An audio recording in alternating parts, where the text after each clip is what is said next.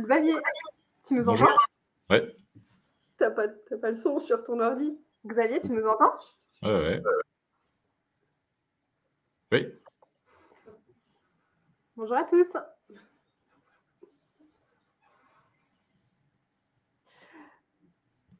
Bonjour à tous, donc bienvenue sur ce webinaire. On a encore quelques minutes avant que les derniers invités arrivent. Donc on va attendre encore quelques minutes.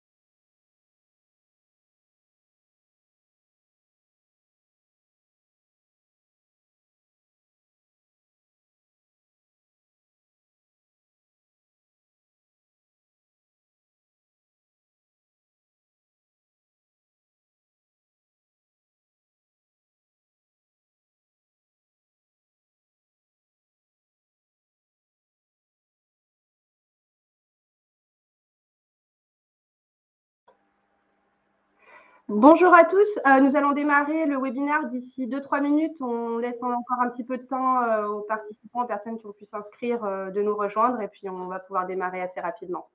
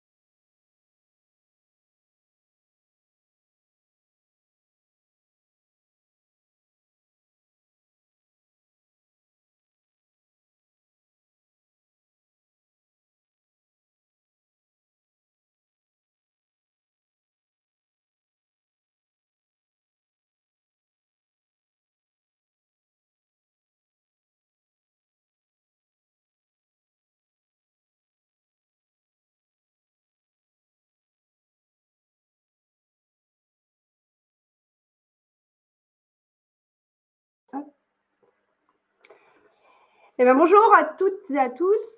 Donc, il est 15 h, nous allons pouvoir démarrer ce webinaire. Je suis vraiment ravie de le présenter aujourd'hui pour discuter de la qualité de l'air intérieur, aussi connu sous le nom de QAI, en compagnie de deux invités, donc Camille qui travaille chez Adonis et Xavier qui est à distance chez Veolia.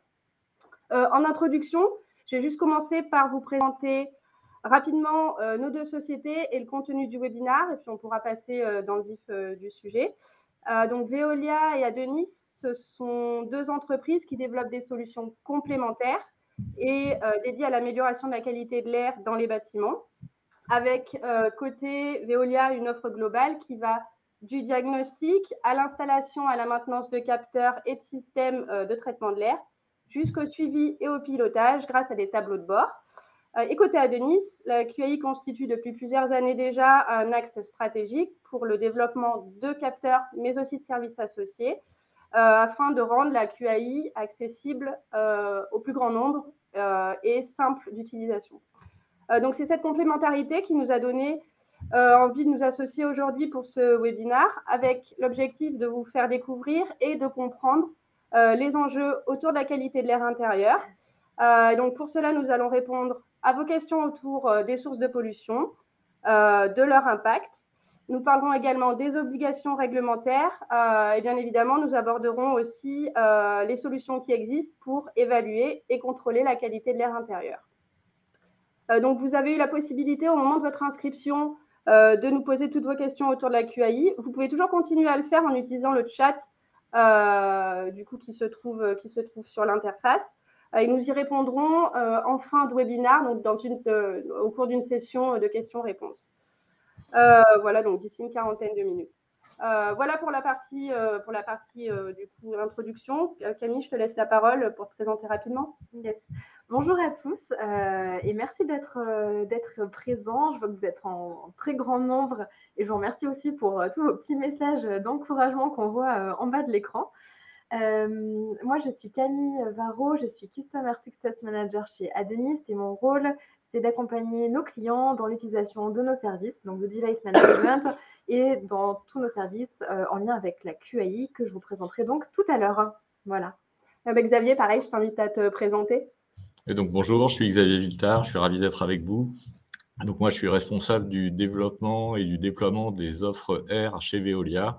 Donc Veolia, acteur majeur des marchés de l'eau, des déchets, de l'énergie, et également qui s'est positionné sur la partie air, comme ça a été bien présenté, depuis maintenant 4 ans. Merci. En ce qui me concerne, je me rends compte que je ne me suis pas présentée non plus. Donc, je suis Elsa Bernard-Moulin et donc je travaille chez Adenis aux côtés de Camille. Et donc, je suis chef de produit dans la société.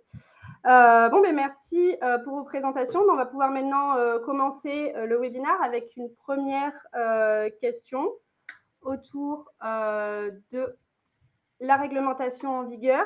Elle évolue régulièrement. Xavier, est-ce que tu peux nous faire un point sur les obligations actuelles, les prochaines échéances et aussi les bâtiments qui sont concernés? Alors oui, donc la partie réglementaire sur la qualité de l'air intérieur est assez faible, on va dire, en France. On va avoir 2 principaux types de bâtiments qui sont concernés. Donc les premiers, c'est les ERP, donc les établissements recevant du public, avec un décret qui a été édicté en 2015 et dont l'application a commencé en 2018. Alors ça a été échelonné dans le temps en fonction des types de bâtiments recevant du public. Donc depuis 2018, il y a une surveillance qui est obligatoire et une évaluation des moyens de ventilation et des niveaux de qualité de l'air dans les établissements d'accueil collectif d'enfants de moins de 6 ans, donc les crèches. Depuis le 1er janvier 2020, ça a été étendu au collège et au lycée, ainsi que les centres de loisirs. Donc là, on est en plein dans cette phase-là, parce qu'en réalité, ça a commencé en 2020, mais en 2022, surtout avec la pandémie, ça a pris du retard. Donc les municipalités sont en cours d'évaluation pour ce type de bâtiment. Et à partir du 1er janvier 2023, il y aura une extension sur encore d'autres types d'établissements recevant du public, et en particulier les établissements sportifs et puis les établissements pénitentiaires. Donc tout ça, c'est une évaluation qui est conduite en 2 fois, une étape hivernale, une étape estivale, sur une période courte, 1 semaine à chaque fois. Et donc finalement, on va avoir qu'une image de ce qui se passe dans le bâtiment et pas forcément une obligation de surveillance en continu sur ce type de bâtiment. On retrouve les mêmes lacunes sur la partie tertiaire, où là, on va avoir une obligation de base qui va être sur le renouvellement d'air. Donc on va compter le nombre d'occupants, et puis on va déterminer un renouvellement d'air minimal à faire chaque année. On ne va pas avoir d'obligation en fonction des polluants, et par contre, cette obligation de surveillance des polluants va plutôt intervenir dans le cadre des certifications des bâtiments, quand ils vont vouloir avoir des labels environnementaux. Encore une fois, on reste sur l'audit, et pas forcément sur le monitoring, qui peut apporter d'autres choses, et on va en parler maintenant. Yes, effectivement, pour rebondir sur ce que tu dis, Xavier, l'idée, c'est de ne pas s'en tenir à la réglementation, parce que si on écoute la réglementation, une mesure tous les 7 ans, une mesure tous les ans, c'est bien sûr pas suffisant pour prendre des actions en temps réel et avoir une action réellement concrète sur la qualité de l'air. L'idée, c'est plutôt de faire du monitoring en temps réel. D'ailleurs, l'État, même s'il a mis une réglementation, soutient les actions de monitoring et pousse aussi les établissements à s'équiper de capteurs. On l'a vu grâce à l'aide des capteurs pour les écoles, avec une subvention à hauteur de 8 € par élève pour les écoles. Donc on voit qu'il y a réellement une aide et une incitation de l'État dans le sens du monitoring, peut-être bientôt une réglementation. Les choses sont en train de bouger et c'est vrai que la pandémie a fait vraiment évoluer les choses parce que pour le coup, pour avoir une réaction vis-à-vis de ça et avoir une information qui soit claire et immédiate, les réglementations en vigueur, ne suffisent pas. Donc, il va falloir aller plus loin prochainement. Pour l'instant, c'est pas de l'obligation, mais on a vraiment de la préconisation et c'est aussi, poussé par, le Haut Conseil de santé publique en France, le HCSP, qui, pousse pour qu'il y ait, du monitoring, au moins du CO2. D'accord. Justement, à ce propos, Xavier, donc tu viens de nous parler des points essentiels de la réglementation.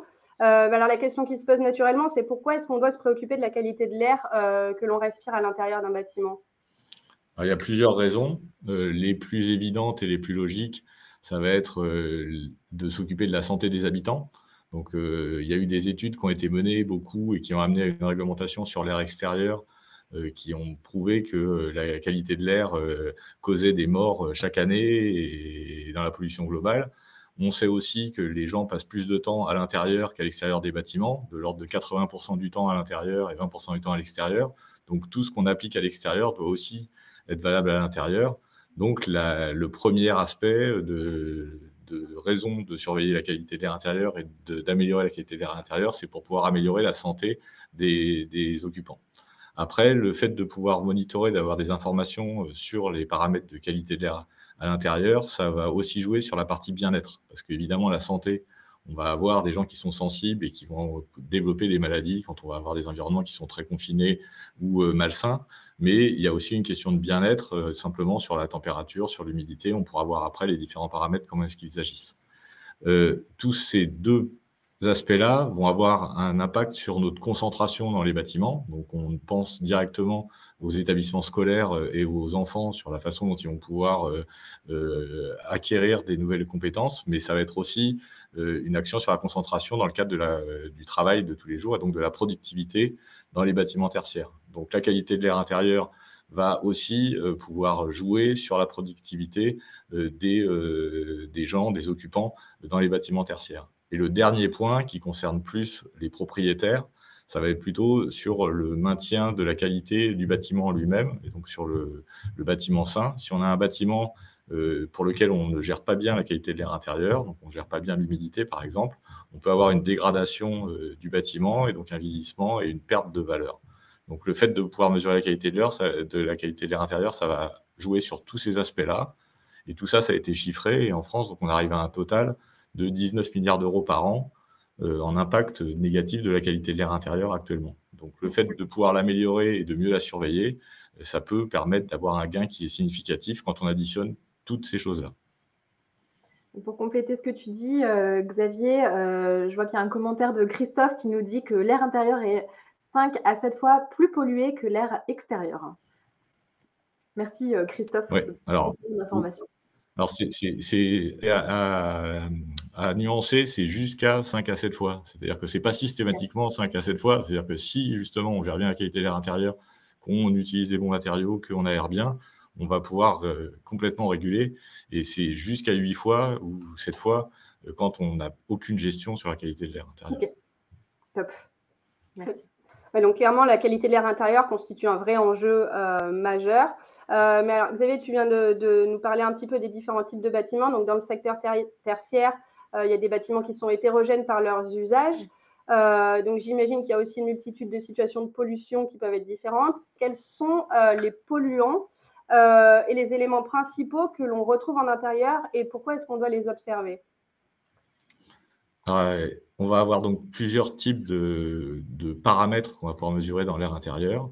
Donc sur la partie pollution, on va avoir ce qui est bien connu, ça va être les particules fines. Donc les particules, parce que ça regroupe des composés qui vont être irritants et qui vont pouvoir déclencher des allergies ou des maladies quand il va y avoir de l'assimilation. Donc il y a plusieurs tailles de particules, PM1, PM2,5, PM10. Donc là, c'est vraiment la différence de taille qui va avoir un impact sanitaire différent et des sources qui sont différentes. Après, on va avoir tout ce qui est gazeux. Donc, on va avoir les composés organiques volatiles qui vont plutôt être liés à des choses qui sont réémises à l'intérieur du bâtiment. Ah oui, je ne l'ai pas dit, mais donc les particules fines, en général, elles viennent de l'extérieur du bâtiment et elles sont importées à l'intérieur du bâtiment. Les particules qui sont générées directement à l'intérieur du bâtiment, ça va être les plus grosses, ça va être celles qui vont avoir un impact sanitaire qui va être le plus faible. Sur les composés organiques volatiles, on va plutôt être sur des composés qui vont être générés à l'intérieur même de la pièce et qui vont être liés soit au mobilier, donc sur les cols des matériaux, soit sur les matériaux lui-même du bâtiment. Donc ça peut être les vernis si c'est un bâtiment en bois, ça peut être les cols des moquettes, ça peut être les peintures, ça peut être les revêtements, les cols de papier peint, des choses comme ça. Et puis, à côté de ça, on va avoir le dioxyde de carbone qui va être généré directement par les occupants du fait de leur respiration, où là, on est sur quelque chose qui va à la fois entraîner une perte de concentration, voire des malaises si on a des concentrations très très fortes, mais surtout qui va aussi être un indicateur du fait que l'air ne se renouvelle pas bien dans la pièce. Ça veut dire qu'on a soit une suroccupation et les gens va y avoir une mauvaise extraction de l'air et une accumulation du CO2, soit tout simplement un mauvais renouvellement d'air, et dans ce cas-là, une concentration qui va s'accumuler au fur et à mesure du temps. Et à côté de ça, on va avoir des paramètres de confort, qui vont être la température et l'humidité, qui ne vont pas jouer directement sur la santé, mais qui vont avoir plutôt un impact sur le confort et sur le maintien du bâtiment, de la qualité du bâtiment. Ok. Merci Xavier pour du coup, cette vue d'ensemble sur les éléments à observer. Donc, il existe une large variété de paramètres et de polluants à observer, à mesurer. Camille, est-ce que tu peux nous expliquer comment on peut récolter toutes ces données et comment est-ce qu'on doit les utiliser derrière pour évaluer la QAI dans un bâtiment? Bien sûr. Alors, effectivement, Xavier, tu as parlé de beaucoup de polluants, ça représente beaucoup de données. L'idée, c'est d'avoir des données, de collecter des données en temps réel. Et pour cela, on a des capteurs. Donc, c'est là qu'intervient l'IoT.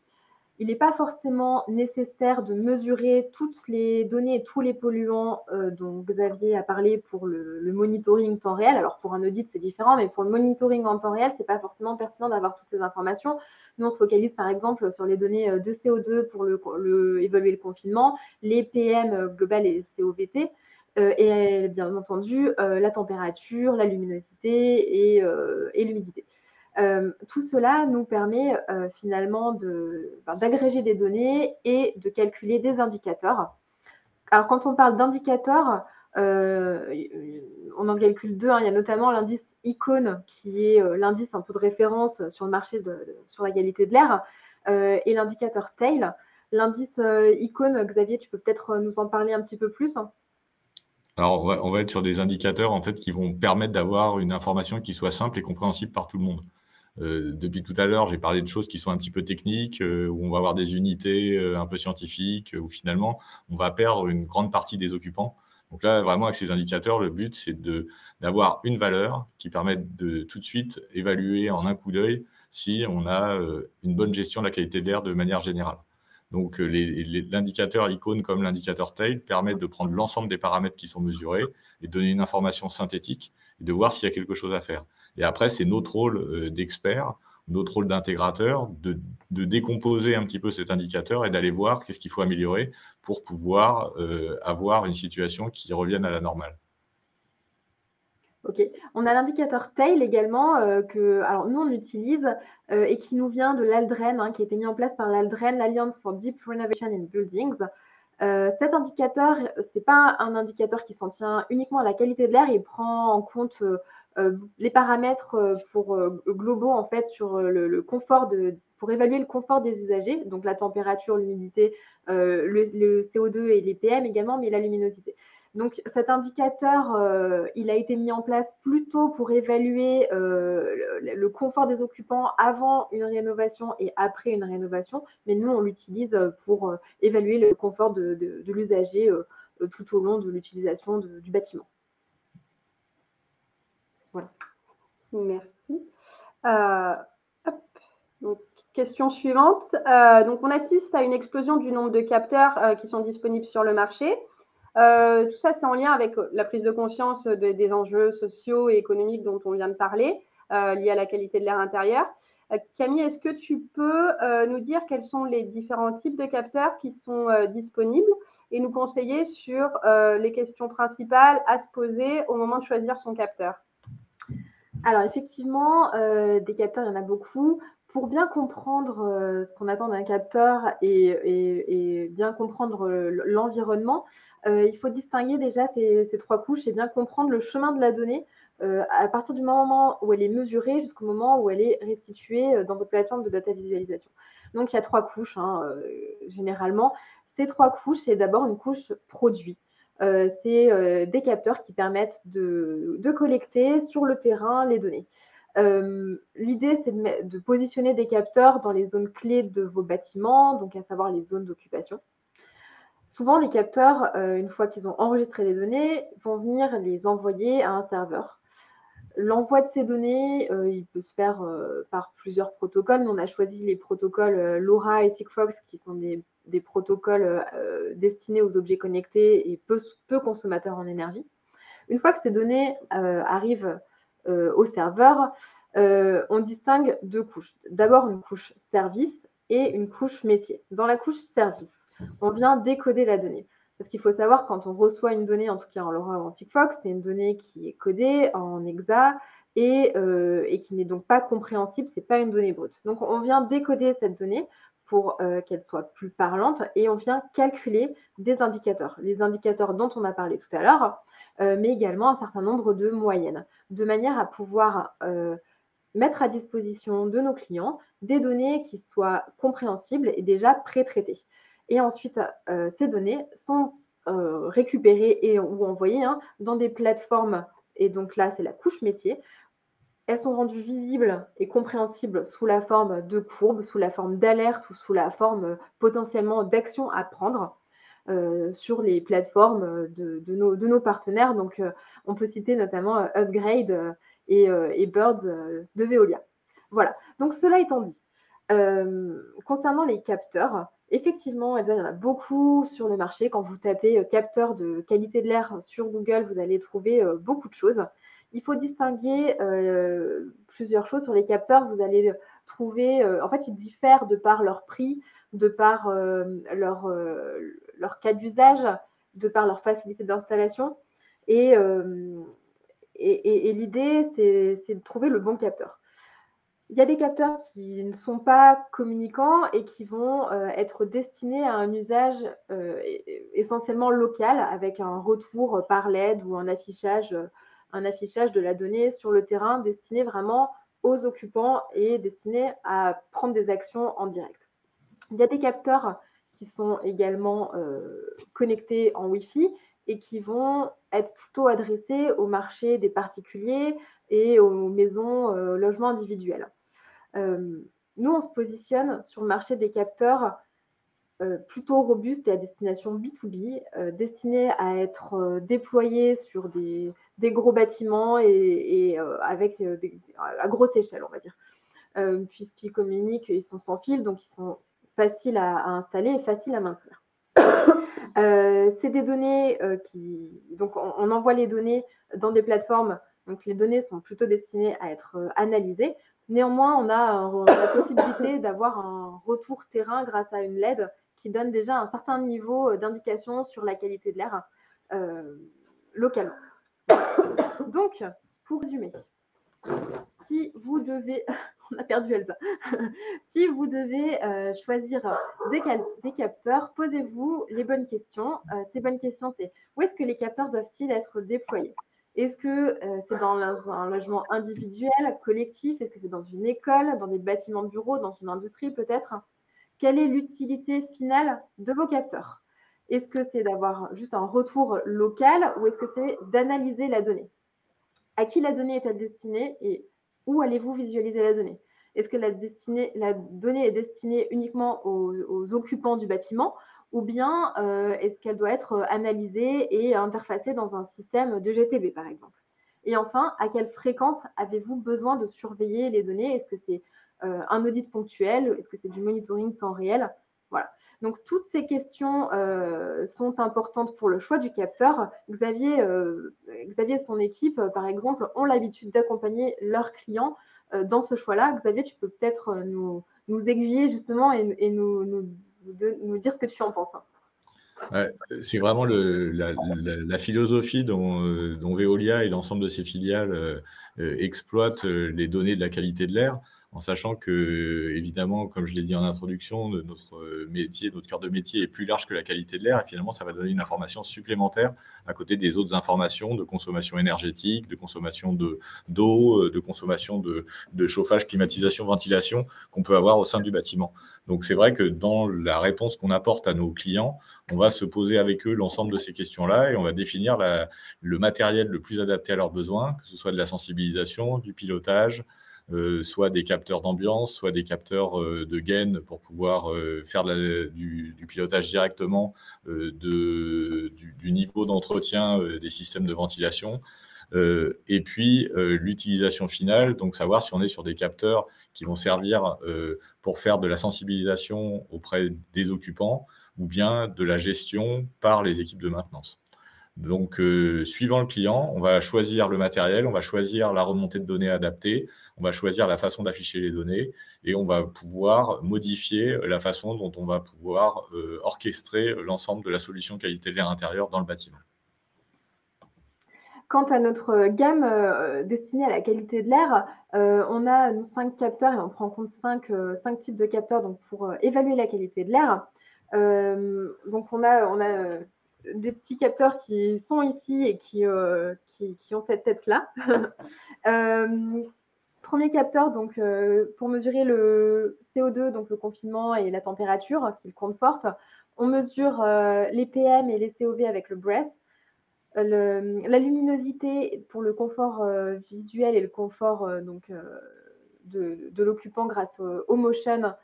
Et on a mis aussi dans notre gamme le delta P qui va permettre de mesurer et d'évaluer la VMC et l'encrassement des filtres et la qualité de la ventilation en fait. Donc de s'assurer que les filtres ne sont pas encrassés et que la ventilation fonctionne bien.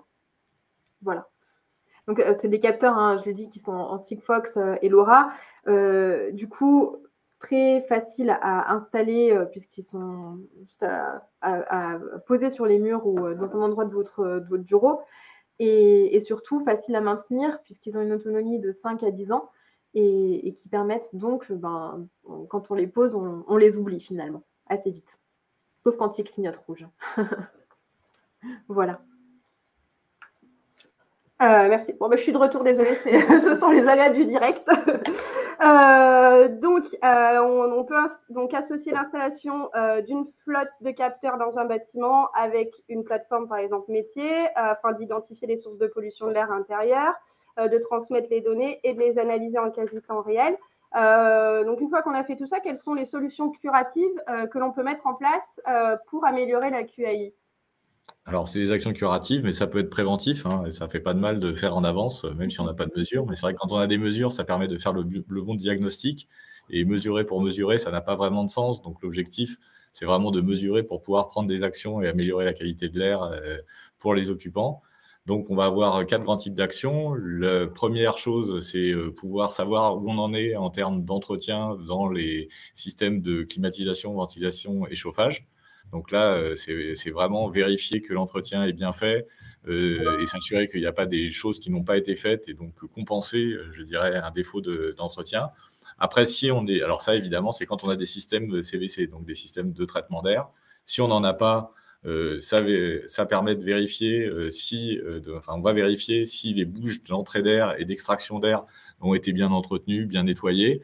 Et ça peut être le cas aussi sur les tuyaux qui amènent l'air, parce qu'il y a quand même peut y avoir un encrassement qui est fait dedans, et les capteurs qui ont été présentés avant, en particulier le delta P, permet de mesurer assez efficacement ça. Et après, on va avoir cette action en possibilité.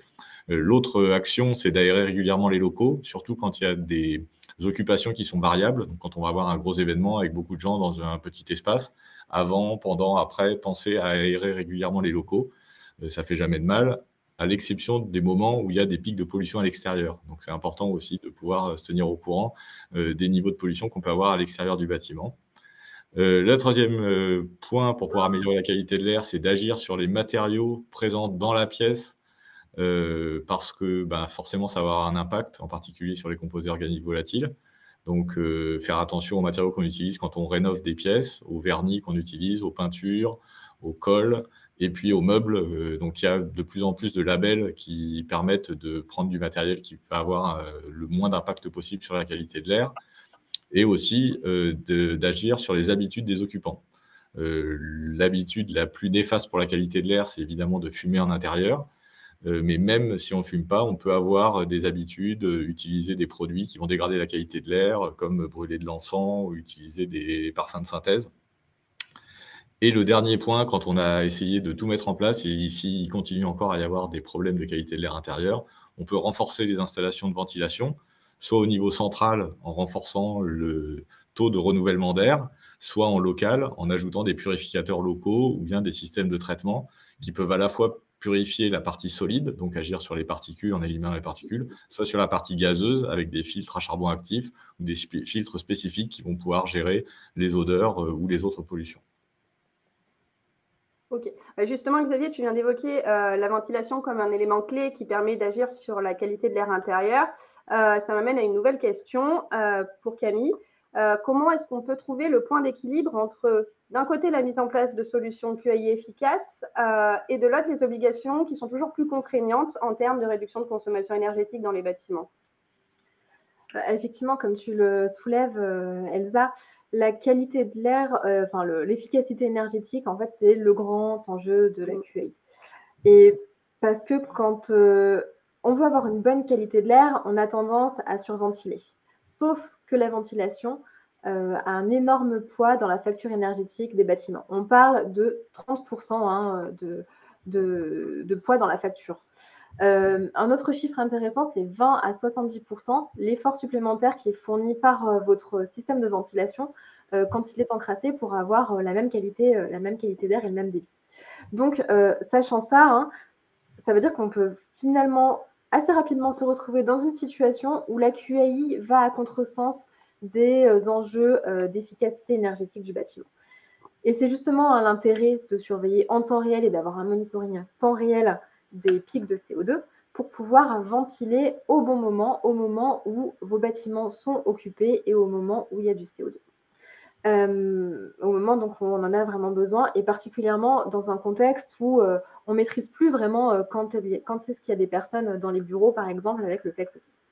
Donc notre vision, c'est qu'il faut considérer la QAI dans son enjeu global et faire de la qualité de l'air finalement un levier pour l'efficacité énergétique des bâtiments. D'ailleurs, c'est pour ça que dans notre offre dédiée à la QAI, on a intégré le Delta P qui va permettre de monitorer les VMC, notamment l'encrassement des filtres et le bon fonctionnement de la VMC, de manière à créer une boucle de rétroaction et de permettre d'avoir plusieurs moyens d'action sur l'efficacité énergétique et sur la VMC. Le premier moyen d'action via la mesure des pics de CO2 et le deuxième moyen d'action via l'encrassement des filtres. Et tout cela, bien sûr, au service du confort des usagers et des occupants de bâtiments. Xavier, je ne sais pas si tu partages également le même point de vue chez Veolia. C'est un point clé, le but, dans tous les cas, même si une des cibles, c'est d'améliorer la qualité de l'air intérieur, on ne peut pas se permettre pour le client de dégrader la note énergétique, surtout qu'il y a des objectifs très contraignants qui sont édictés pour 2030 et 2050 en termes de réduction de consommation énergétique. Donc, notre ambition, c'est de réussir à améliorer la qualité de l'air tout en conservant l'efficacité énergétique du bâtiment. D'autant plus en lien avec le contexte pandémique actuel. Dans les bâtiments tertiaires, on se rend compte qu'il y a de plus en plus de bâtiments qui sont sous-occupés, alors du fait du télétravail, du fait des différents confinements, et il y a une réorganisation des choses. Et la loi, donc si on se rappelle de la première réponse sur la réglementation, qui édicte un nombre de mètres cubes par heure par espace, devient obsolète parce que finalement, on se retrouve avec un nombre d'occupants qui est assez variable. Il faut être capable, grâce à la mesure des paramètres de qualité de l'air intérieur, de diminuer la ventilation au moment où ce n'est pas nécessaire et où il y a moins d'occupation. Donc, on est vraiment dans ce cadre d'aller à la fois sur une meilleure qualité de l'air et une amélioration de l'efficacité énergétique du bâtiment. C'est sûr. Merci. Merci Xavier pour le complément d'infos. Donc vous venez de nous parler là pendant depuis une demi-heure maintenant de capteurs, de réseaux IoT, de traitement de la donnée, d'automatisation. Toutes ces solutions, elles peuvent paraître assez complexes à mettre en œuvre, surtout si on n'est pas du domaine de l'IoT. Comment vous, alors Xavier, toi chez Veolia et puis Camille chez Adonis, vous pouvez accompagner les clients afin de faciliter le déploiement de solutions QAI? Alors c'est sûr, on parle d'IoT, on parle d'objets connectés, on parle de données, de plateformes. Un projet IoT et data, ça peut faire peur, ça peut paraître complexe. C'est pourquoi il est finalement important de s'entourer des bons partenaires, aussi bien pour déjà les conseils et les choix des différentes solutions, mais également l'installation, la maintenance et l'exploitation des données. Pour cela, Xavier, chez Veolia, vous avez une grande expérience pour accompagner vos clients dans tous ces choix-là. En tout cas, on a travaillé et on a travaillé sur une offre globale qui s'appelle Air Quality Solution, qui a été découpée donc en 3 parties. La première partie donc s'appelle Air Control et donc son objectif, c'est d'évaluer et de suivre en continu la qualité de l'air. Donc le travail avec Adonis et la sélection des capteurs fait pleinement partie de cette partie-là pour avoir un monitoring le plus efficace possible et le plus adapté en fonction des besoins. La deuxième partie, ça va être plutôt la partie traitement, où là, donc sur la partie Air Performance, on va piloter les installations et garantir le niveau de qualité de l'air grâce à l'installation, donc soit en optimisant les installations existantes, soit en les renforçant, soit, c'est rarement le cas, en les diminuant, mais en tout cas en les adaptant pour que ce soit vraiment le plus optimal en fonction du besoin, tout en conservant cet équilibre avec la partie énergétique. Et la troisième brique qui nous paraît fondamentale et qui accompagne les 2 autres, en fait, est la partie Air Human. Donc, on a besoin des parties prenantes. Donc, dans les parties prenantes, on a le propriétaire, on a les locataires, on a les occupants, on a les personnels d'entretien, pour lesquels on va faire de la sensibilisation pour avoir un bon comportement et pour pouvoir avoir un bon équilibre et une bonne utilisation de l'ensemble des paramètres qualité de l'air intérieur pour avoir un bâtiment qui soit le plus sain possible pour ses occupants. Donc nous, on est vraiment dans cette finalité, c'est-à-dire que c'est pas faire de la mesure juste pour mesurer ou créer de la data pour faire de la donnée. Là, on parle beaucoup de big data, de déluge data, de data dans tous les sens. Là, c'est vraiment pour pouvoir les utiliser et arriver à un impact positif sur l'utilisateur final et avec un engagement sur l'amélioration. Comme on sait qu'on a des paramètres qui sont un petit peu plus difficiles que d'autres à gérer, nous, notre engagement, il va vraiment sur les paramètres principaux de la qualité de l'air, qui vont être le CO2 et les particules fines. Ça marche. Et nous, pour compléter la question, Elsa, on est fournisseur d'objets connectés. Donc, bon, la qualité de l'air, on n'est pas expert de la qualité de l'air. Par contre, on est expert en objets connectés et en données et en IoT. Donc, notre rôle, c'est de vous accompagner sur déjà le choix des capteurs et sur le fait d'installer des capteurs et des réseaux IoT. Donc, on est capable de vous préconiser des endroits où installer les gateways, de faire des radio mapping et ce genre de choses, mais également de faciliter l'accès et la lecture des données. Et donc, on se positionne finalement là entre les 2 briques, Air Control et Air Performance, que Xavier nous présentait tout à l'heure, puisque on a mis en place une plateforme qui s'appelle YAMO, Indoor Air Monitoring, et dont l'objectif est de, comme je vous l'ai expliqué tout à l'heure, de pré-calculer les indicateurs, de décoder les données et de faire en sorte que les données fournies à nos clients et à nos partenaires soient beaucoup plus facilement exploitables. Je vais vous montrer par exemple, je vais vous montrer la plateforme YAMO. Donc, dans cette plateforme, qui est finalement une vitrine pour montrer ce qu'il est capable de faire avec nos objets connectés et ce qui est disponible par API, voici ce qu'on peut y trouver. On voit qu'on va surveiller à l'intérieur d'un bâtiment, donc là en l'occurrence notre bâtiment Adonis à Crolles, avoir une indication de chacune des données sur l'ensemble du bâtiment ou alors zone par zone. On retrouve notamment l'indicateur de confinement via l'indice icône. On va retrouver la qualité de l'air intérieur globale, qui est donc médiocre aujourd'hui, malheureusement. La qualité de l'air intérieur qui équivaut à l'indicateur TAIL que je vous ai montré tout à l'heure. Mais également le confort thermique, le confort visuel et bien entendu un récapitulatif du fonctionnement de la ventilation. Voilà, donc on retrouve des indicateurs précalculés et le détail avec les moyennes. Tout ça est disponible par API. L'idée, c'est de communiquer ensuite avec des plateformes qui sont des plateformes métiers de nos clients. Ces plateformes, ça va être des plateformes telles que Citron, telles que Intent, H-Experience, My Devices et bien sûr, je l'ai cité tout à l'heure, Birds, qui sont des plateformes plutôt de gestion des bâtiments et d'exploitation des bâtiments. On travaille aussi avec des plateformes qui sont expertes en qualité de l'air global, parce qu'il n'y a pas que la qualité de l'air intérieur, comme Pando 2. Cette plateforme est intéressante parce qu'elle prend en compte d'autres données que la qualité de l'air intérieur, même si on sait maintenant que la qualité de l'air intérieur est parfois plus mauvaise que la qualité de l'air extérieur. Elle prend en compte donc des données comme la météo, la pollution et tout un tas de données open source, ce qui permet d'éclairer les utilisateurs au maximum dans leurs décisions. Je m'explique, si par exemple on enregistre un pic de CO2 ici à l'intérieur du bureau, on a facilement tendance à vouloir ouvrir la fenêtre. Sauf que si l'air de dehors est plus pollué que l'air de dedans, c'est pas forcément le bon moment. Donc on aura plutôt tendance à ce moment-là à déclencher la ventilation, à prendre d'autres actions plus tard. Voilà.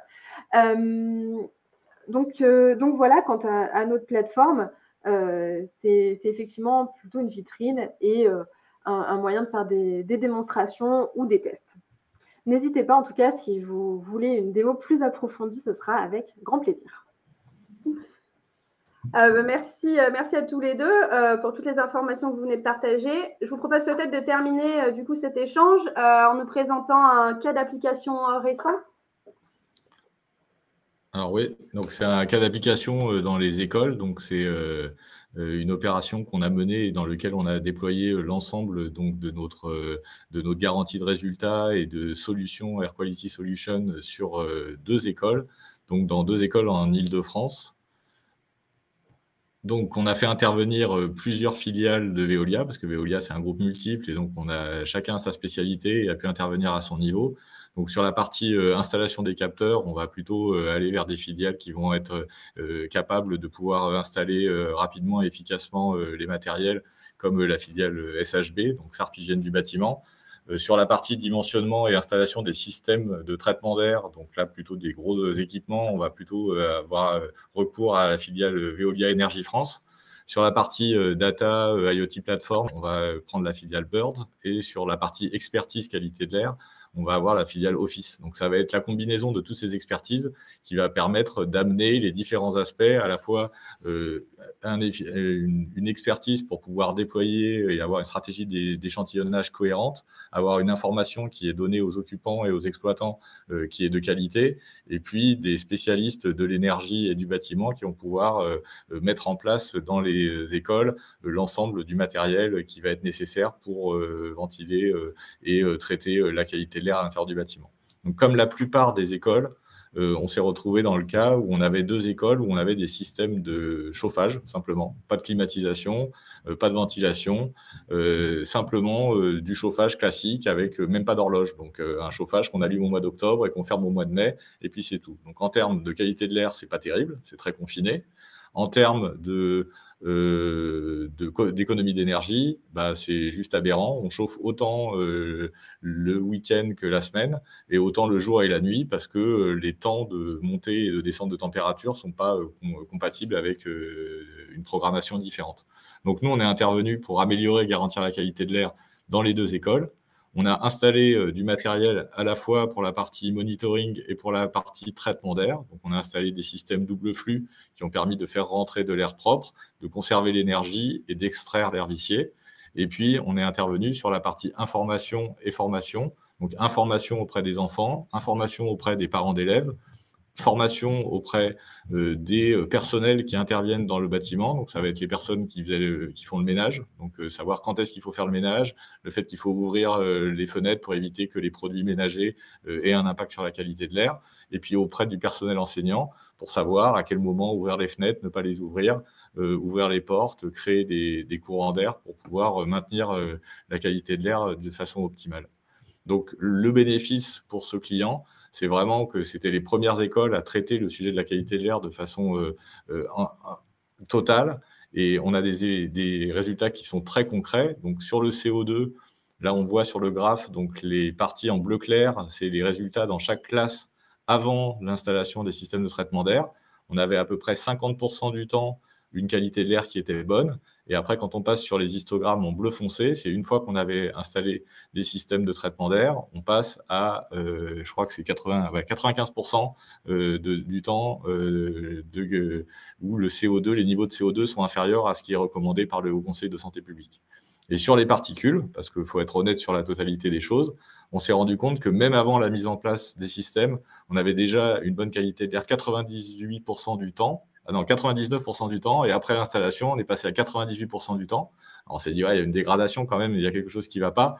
Et en fait, globalement, on se rend compte que la période où on a fait les mesures sans les systèmes de traitement d'air, il y avait une pollution extérieure qui était plus faible. Donc, finalement, il y a quand même une filtration qui est meilleure, même si on arrive à un résultat qui est du même ordre de grandeur. Donc, on a conservé, en installant ces nouveaux systèmes, une très bonne qualité de l'air en termes de particules, et on a eu une très forte amélioration en termes de dioxyde de carbone.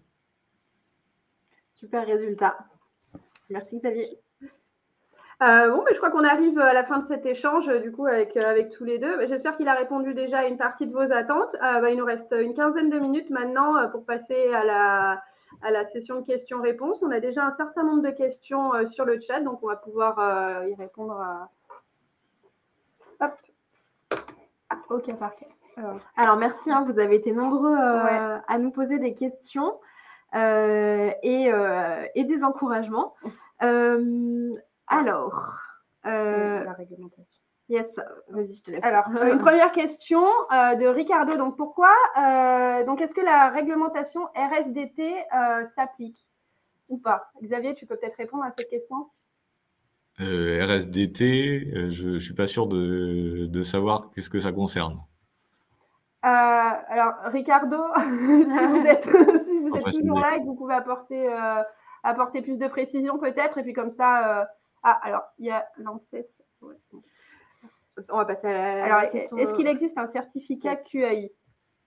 Alors, il y a beaucoup de certificats dans beaucoup de labels environnementaux sur les bâtiments, que ce soit RISET, WELL, BREEAM. On va avoir des parties qui vont concerner la qualité de l'air, et on va avoir des points qui vont être mis en place.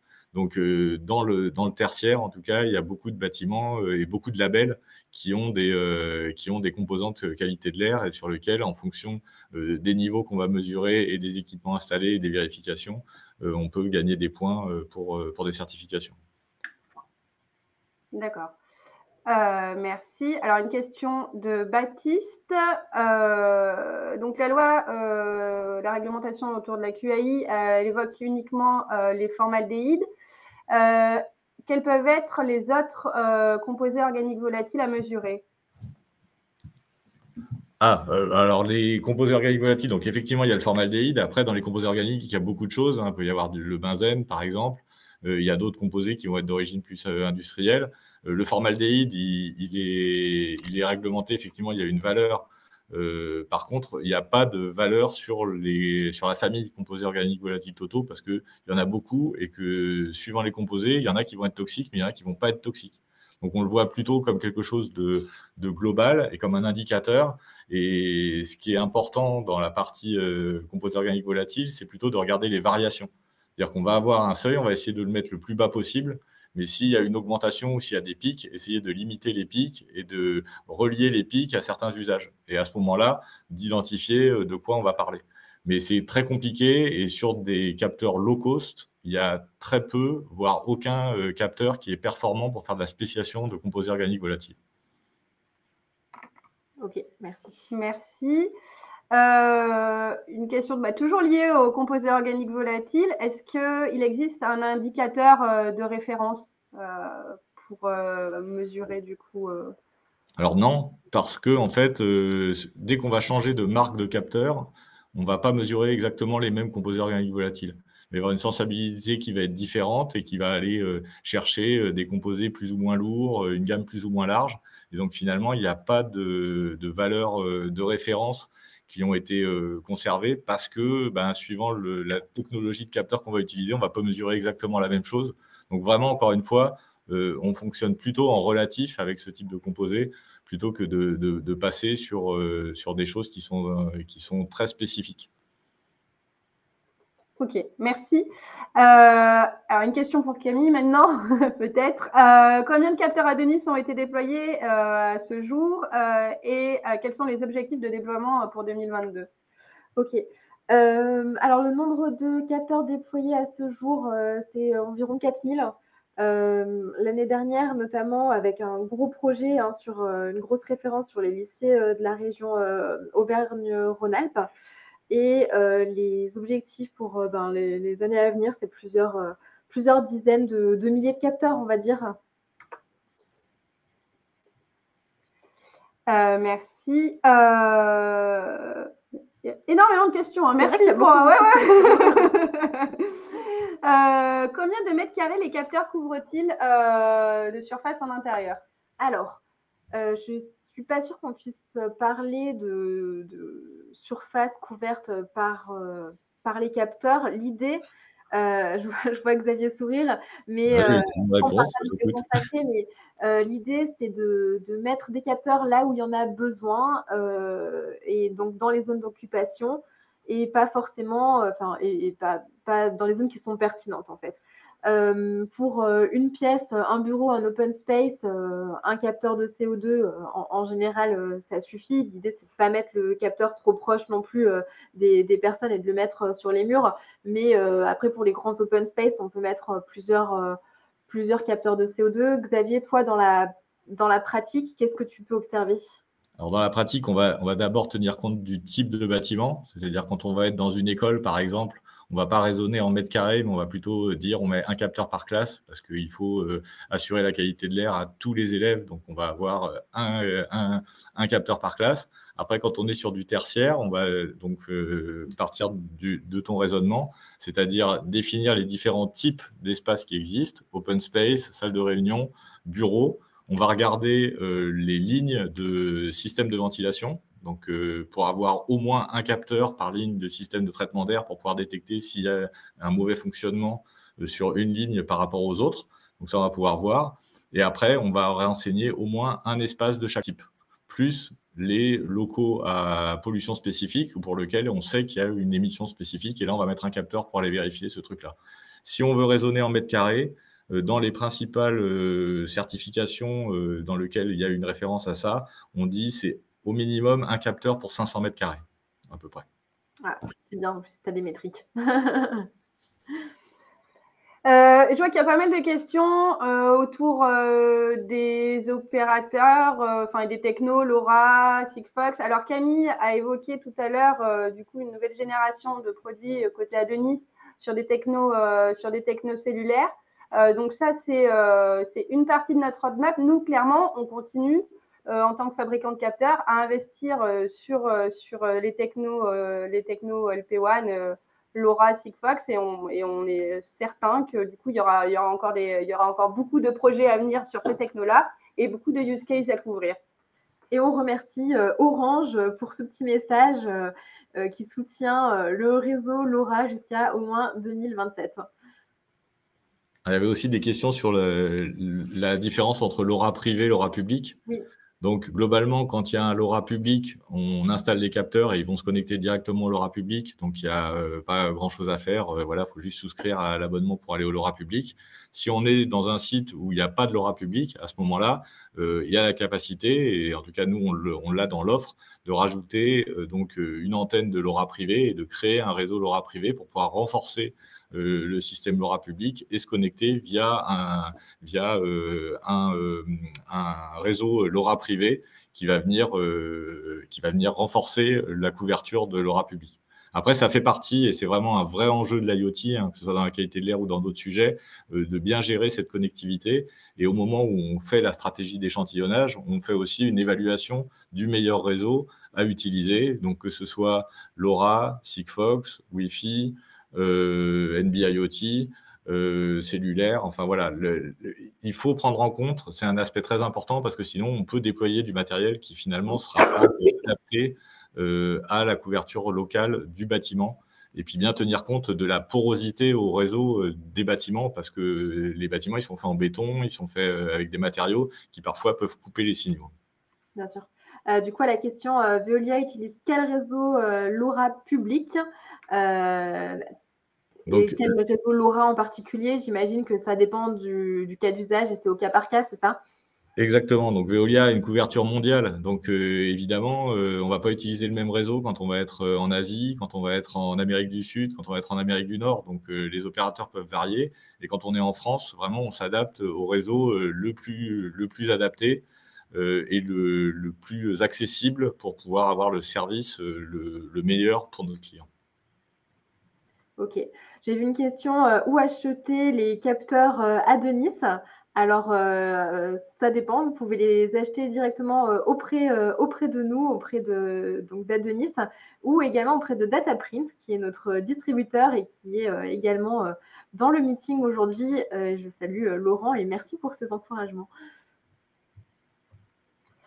Une question. Alors, il y a eu aussi des remarques concernant la relation, enfin, de cause à effet entre l'explosion du nombre de capteurs, la crise de la Covid, dans quelle mesure ça a pu influencer le marché. Xavier, est-ce que tu peux peut-être nous donner ton sentiment là-dessus? Alors, une des grosses différences depuis la crise du Covid, en fait, ça a été la notion de rendre visibles les résultats de qualité de l'air intérieur. Avant la crise Covid, la plupart du temps, les personnes qui s'occupaient de qualité de l'air intérieur, donc les exploitants, les propriétaires de bâtiments, étaient intéressés pour pouvoir faire des choses, pour en référer aux locataires, mais pas directement à l'utilisateur final du bâtiment, donc les entreprises, plutôt via les CHSCT, via les conseils municipaux, des choses comme ça. Depuis la crise Covid, il y a une demande de rendre visibles les choses et d'avoir des capteurs avec des LED, avec des indications directes et avec une possibilité de consultation directement des résultats sur le capteur. Donc ça, c'est vraiment une grosse différence, c'est que nous, on nous demandait vraiment des capteurs qui étaient discrets, qu'on pouvait mettre dans un coin de la pièce et qu'on voit pas trop. Et ce qui a changé, c'est que maintenant, il faut mettre une indication. Les gens ont monté en connaissance sur les niveaux de référence, les 1000 ppm de CO2, les 800 ppm. Et donc maintenant, ils sont plus prêts à avoir des choses avec des chiffres et à mieux comprendre les résultats qui sont faits. Après, il y a eu beaucoup de recommandations. Il y a peu de pays qui ont été jusqu'à des obligations. Et donc finalement, ça a plus été de l'acte volontaire des mairies, des collectivités, de mettre en place des choses ou de ne pas en mettre. Donc le marché et la demande ont un peu augmenté, mais ça n'a pas été non plus un boom phénoménal sur la totalité de l'offre. D'accord, ok. On a un complément d'information sur la question RSDT. C'était pour savoir s'il y avait un seuil à ne pas dépasser dans le bâtiment réglementairement parlant. Un seuil de CO2. Un seuil de CO2. Ouais, donc c'était donc j'ai vu aussi que c'était règlement sanitaires départementaux. Évidemment, comme son nom l'indique, ça dépend des départements. Après, il y a des valeurs de référence. Après, honnêtement, il y a très peu de procédures qui sont menées par rapport à ces résultats-là. D'abord parce que les exigences, elles sont justement pas sur du monitoring en continu, qu'il y a très peu de monitoring en continu et que c'est de la mesure très ponctuelle prise à des moments très fixes. Donc, c'est des valeurs de référence qui existent, mais c'est pas des choses qui sont appliquées et qui sont régulièrement, j'ai envie de dire, attaquables ou en tout cas qui sont utilisées de façon quotidienne. Ok, merci. On a une question aussi de Stéphane qui nous demande un ordre de prix par capteur. Alors, oui, je vois effectivement que la question, c'était est-ce qu'il y a un nombre minimal de capteurs? On y a un peu répondu déjà. Oui, mais alors, un nombre minimal de capteurs, ça dépense pour la QAI. Donc, dans ce que je vous ai présenté, il y a la QAI, mais il y a le confort global également. Il n'y a pas de capteur minimal, hein, c'est-à-dire qu'avec un capteur de CO2, vous allez pouvoir déjà avoir de la donnée pertinente. Par contre, pour ce qui est du confort global, pour avoir un indicateur qui soit pertinent, il faut qu'il y ait au moins la mesure des COV, des PM, de la température, de l'humidité et, si possible, de la luminosité.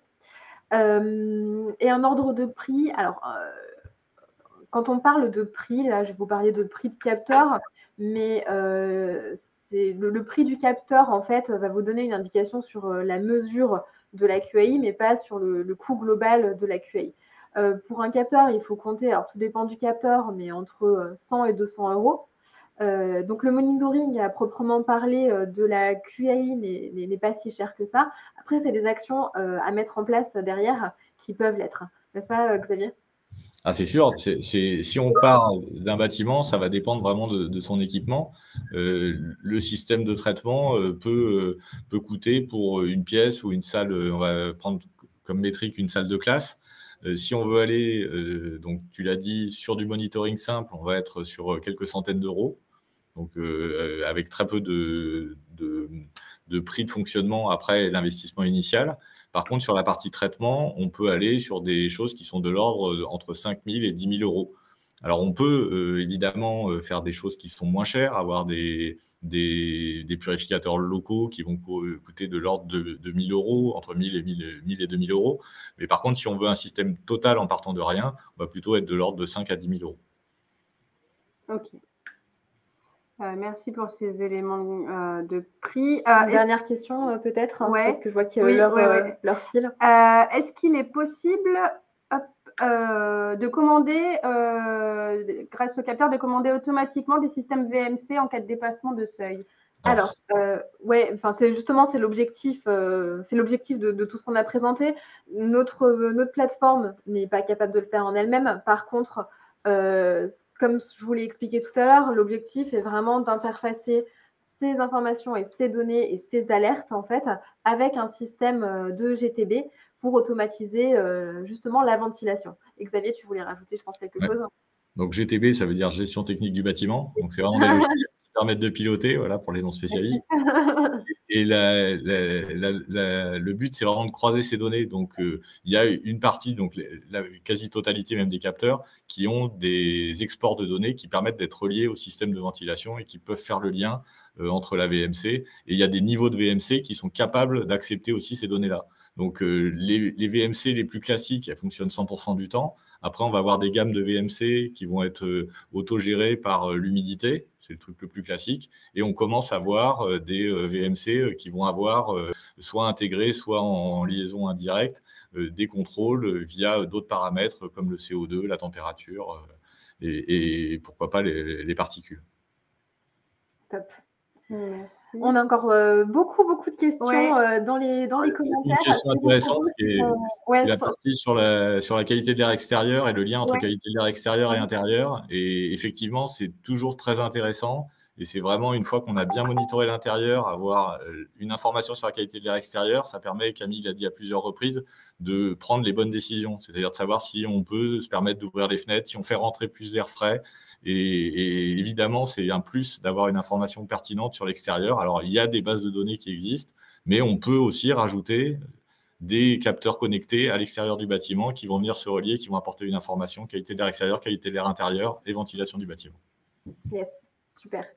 On va peut-être s'arrêter là. En tout cas, on répondra à vos questions, à toutes les questions que vous nous avez posées. Un grand merci pour votre participation et tant d'engouement autour de la qualité de l'air. Ça fait plaisir. Donc, oui, il y a les coordonnées de Camille et Xavier qui sont affichées sur l'écran. N'hésitez pas à les contacter directement si vous avez des questions. Nous, on n'y répondra pas. On y répondra de notre côté. Mais voilà, et puis si vous souhaitez bénéficier de leur expertise pour déployer vos solutions de QAI, n'hésitez surtout pas à les contacter. Ils seront un plaisir de discuter avec vous. Et je tenais également à remercier Xavier et le groupe Veolia pour votre participation à ce webinaire. Tout ça n'aurait pas été possible ni forcément très pertinent sans la participation de Xavier. Donc un grand merci à Veolia, au FIS et également au groupe Veolia pour le référencement de nos capteurs. On est ravis de travailler avec vous. Très bien, bah, je vous remercie aussi et bonne continuation à tout le monde. Merci à tous Merci et à à bientôt. tous.